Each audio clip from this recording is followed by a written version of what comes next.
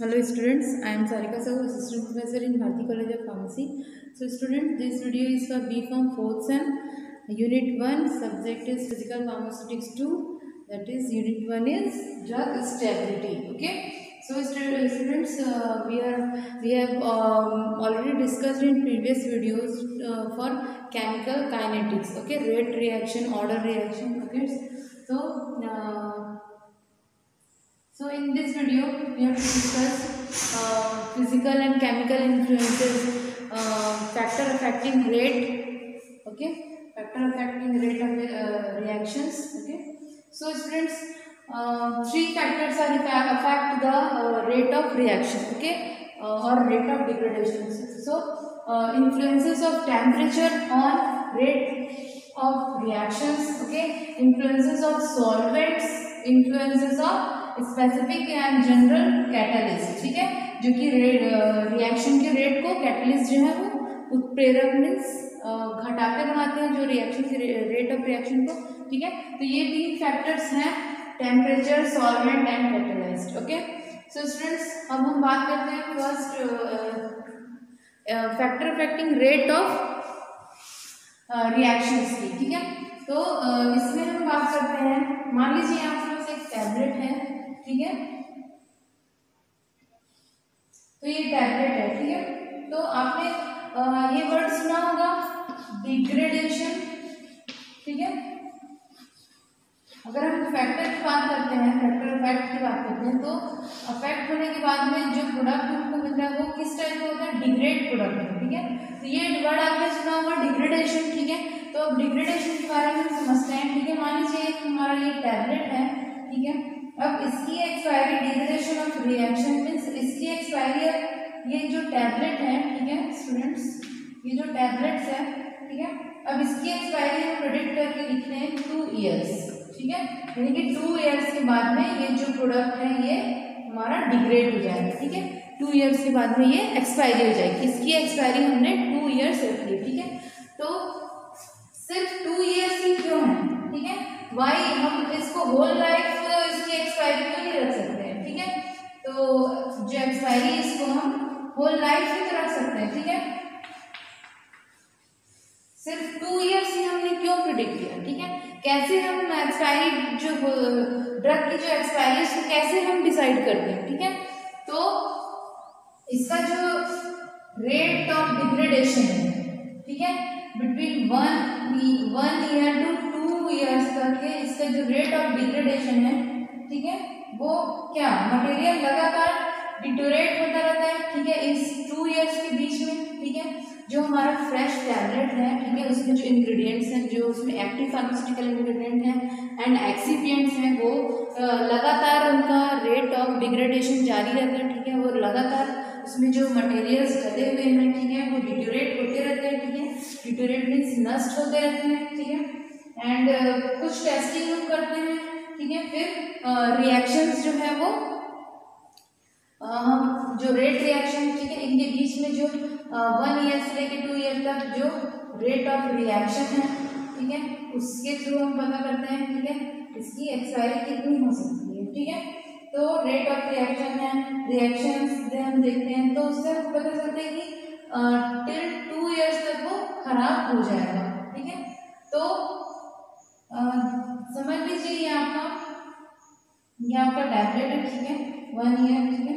अब ये जो टैबलेट है आपका, ठीक है, यहाँ से, तो ये 2 ईयर्स की हमने इसकी एक्सपायरी फिक्स की है, ठीक है। अब जब इसका जो रेट, ठीक है, तो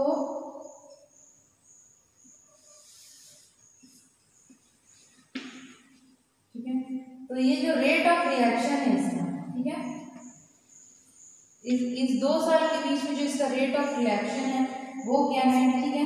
तो इसका जो रेट ऑफ रिएक्शन है, इसका जो 2 ईयर का जो सफर, जो 2 ईयर का जो इसका जर्नी है, वो क्या कहलाता है, वो कहलाएगा आपका सेल्फ लाइफ, इसकी खुद की लाइफ, ठीक है। तो वो हमने डिसाइड की थी जो कि 2 ईयर्स की है, ठीक है। तो 2 ईयर्स तक, ठीक है। फिर इस टैबलेट का जो ये 100% जो था टैबलेट, ठीक है,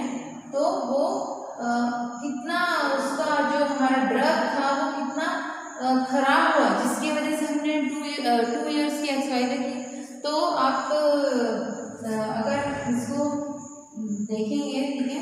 तो जो हमारा एक्टिव फार्मास्यूटिकल इंग्रेडिएंट था, जो एक्टिव एपीआई था, जो हमारा ड्रग था, वो सिर्फ और सिर्फ 90% ही हुआ है, यानी कि सिर्फ 10% ही जो ड्रग है वो अपना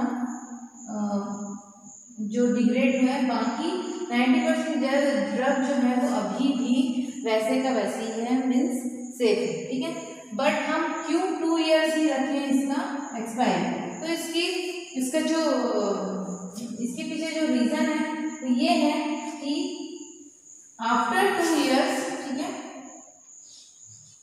ठीक है, अगर हम इसके पीछे का जो रीजन देखें कि हमने हमारा जो एपीआई है, जो ड्रग है, ठीक है, वो तो अभी सिर्फ 90% डिग्रेड हुआ है, सिर्फ 10% ही उसका हुआ है खपत, ठीक है। फिर भी हम इसको सिर्फ और सिर्फ ओनली 2 इयर्स की एक्सपायरी क्यों रखेंगे, ठीक है, 2 इयर्स ही हम क्यों रखें एक्सपायरी? उसका रीजन ये है कि जो हमारे ड्रग के साथ में जो एक्सिपिएंट्स जो मिले हुए हैं उसमें, ठीक है, जो एक्टिव फार्मास्यूटिकल इंग्रेडिएंट के साथ में जो एक्सिपिएंट्स जो इसमें डले हैं, ठीक है,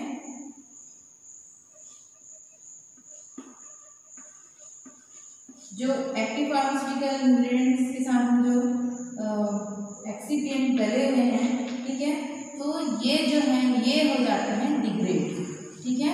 इसके साथ जो भी सॉल्वेंट डला है, जो भी बाइंडर डला है, स्वीटनिंग एजेंट डले हुए हैं, ठीक है, तो कलरिंग एजेंट है, ठीक है, उनका जो डिग्रेडेशन रेट है, रेट ऑफ डिग्रेडेशन उनका जो है वो हाई होता है, ठीक है।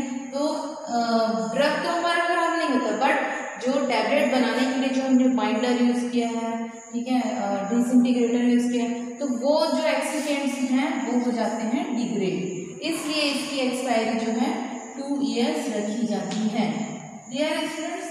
तो जो एक्सिपिएंट है वो हो जाते हैं डिग्रेड, ठीक है, फिर वो हार्मफुल एक्शन शो करेंगे, ठीक है, उनके कलर में चेंजेस आ जाएगा, ऑर्डर में चेंजेस आ जाएगा, स्मेल चेंज हो जाएगा, ठीक है, अगर सिरप वगैरह है, इसलिए तो टिल 2 इयर्स ही रखा जाता है, ठीक है। तो ये हो गया हमारा सेल्फ लाइफ, ठीक है। क्यों अब हम देखते हैं कि ऐसा क्या हो जाता है 2 इयर्स में, ठीक है, कौन कौन से ऐसे फैक्टर हैं फिजिकली केमिकली, ऐसे कौन कौन से फैक्टर हैं जो अफेक्ट करते हैं ड्रग के डिग्रेडेशन होने के लिए, कौन कौन से फैक्टर हैं जो रीजन है इनके बिहाइंड डिग्रेडेशन, ओके। तो हम देखते हैं, फर्स्ट अब हम बात करते हैं टेम्परेचर की, ठीक है, टेम्परेचर और रेट ऑफ रिएक्शन, ठीक है, डिग्रेडेशन के लिए।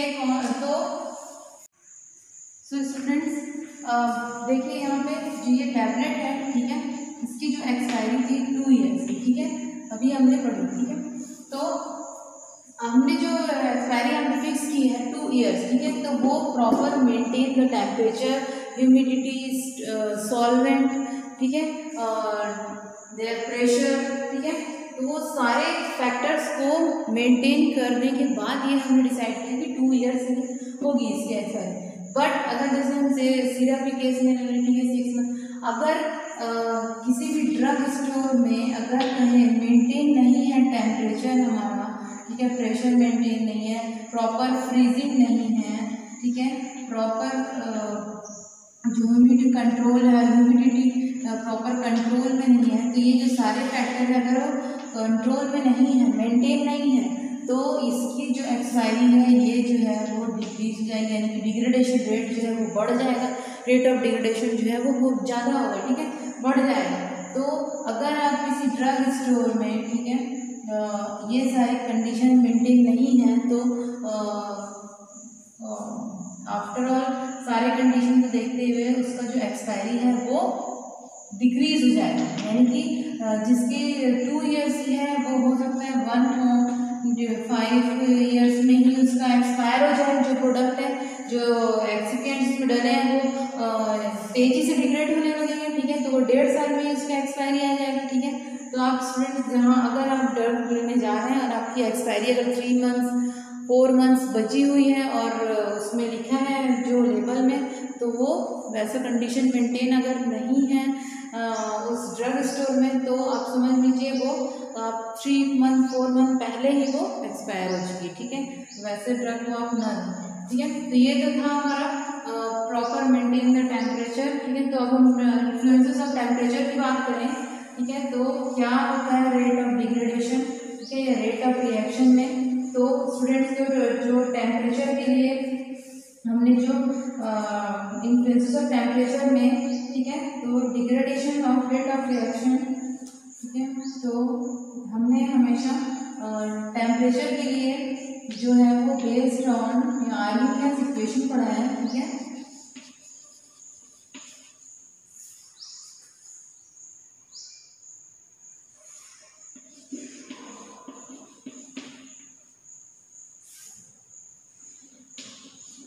ठीक है, आर्मीनियस इक्वेशन जो है वो हमने पढ़ा है टेम्परेचर के केस में हमेशा, ठीक है। तो आर्मीनियस का जो इक्वेशन होता है वो होता है के A equals to A E minus E A R T, ठीक है, ई ए आर टी। तो ये हो गया हमारा आर्मीनियस का इक्वेशन, ओके। अब अगर हम इसको ड्राइव करते हैं आगे, ठीक है, तो ये जो आर टी है तो वो 1/T है, ठीक है। तो ये अगर हम इसको बाहर निकालें तो के इक्वल टू टी की बात अगर हम करें तो ये जो है वो 1/T है, तो ऊपर जाके ये क्या हो जाएगा डायरेक्टली प्रोपोर्शनल में। तो रेट के इज अ रेट कांस्टेंट, तो के is directly proportional to temperature, ठीक है। तो रेट ऑफ रिएक्शन जो है वो इतने अगर हमारा टेम्परेचर बढ़ जाता है तो रेट ऑफ रिएक्शन भी बढ़ जाएगा और डिग्रेडेशन भी उतनी ही तेजी से होगा, ठीक है। तो अभी हम फैक्टर्स को लिख लेते हैं, ठीक है। और मान लीजिए अगर ये 25 डिग्री सेल्सियस है, ठीक है, तो उससे अगर ज़्यादा हुआ हमारा टेम्परेचर तो रेट ऑफ डिग्रेडेशन भी बढ़ जाएगा, ठीक है। रेट ऑफ डिग्रेडेशन, ठीक है, भी इंक्रीज हो जाएगा। तो अगर हम इसकी बात करें तो के is rate constant, means rate of reaction k is rate constant है ये, ठीक है। Then A is exponential constant, exponential equation है ये, ठीक है। इक्वेशन फैक्टर हो गया exponential equation factor. And E A is activation energy, activation energy, okay. Then R T, ठीक है। So R is a gas constant, ठीक है, ओके। सो स्टूडेंट्स क्या equals to A E minus E a upon R T. E is a activation energy, A is a constant, exponential constant, and R is a gas constant and T is a temperature, okay। So ये हो गए इसके factors. तो ये आपको लिखना है temperature के लिए जो रेट इक्वेशन के लिए जो हम आर्मीनियस इक्वेशन पढ़ते हैं, ठीक है, ये सब हमारा होगा, ठीक है। अब हम ये जो इक्वेशन है इसको अगर हम आगे बढ़ाएं तो अगर हम लॉग फॉर्म में देखते हैं इसको, ठीक है, तो ये हो जाएगा, अगर हम लॉग अप्लाई करते हैं, नेचुरल लॉग अप्लाई करते हैं तो ये हमारा इक्वेशन हो जाएगा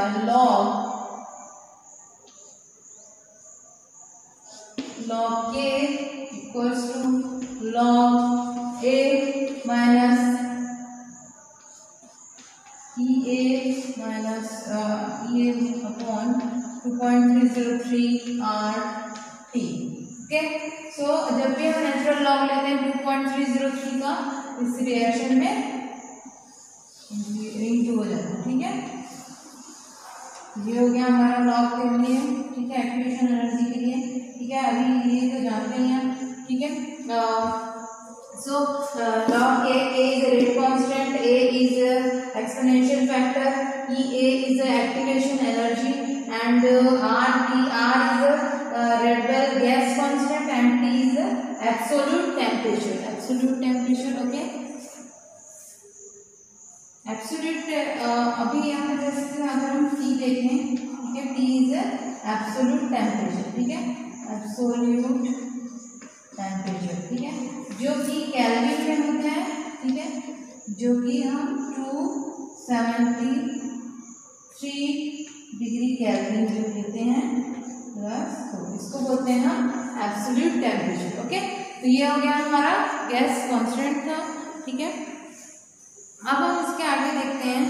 ठीक है, कि जो हमारा एक्टिवेशन एनर्जी है, ठीक है, अब ये क्या इफेक्ट करता है, एक्टिवेशन एनर्जी जो है ये हम देखते हैं। ठीक है, ये जो टी था, ये तो टी हो गया हमारा, ये जो एक्टिवेशन एनर्जी, इसके बारे में अगर हम बात करें, ठीक है, ये इज एक्टिवेशन एनर्जी।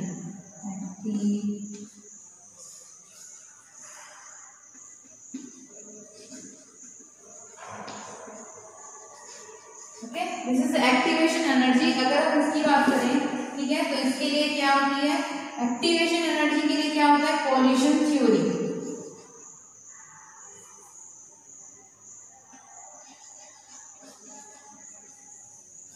ठीक है, कोलिशन थ्योरी होता है। ठीक है, मान लीजिए आप A प्लस B जो है आपका ये प्रोडक्ट बन रहा है B।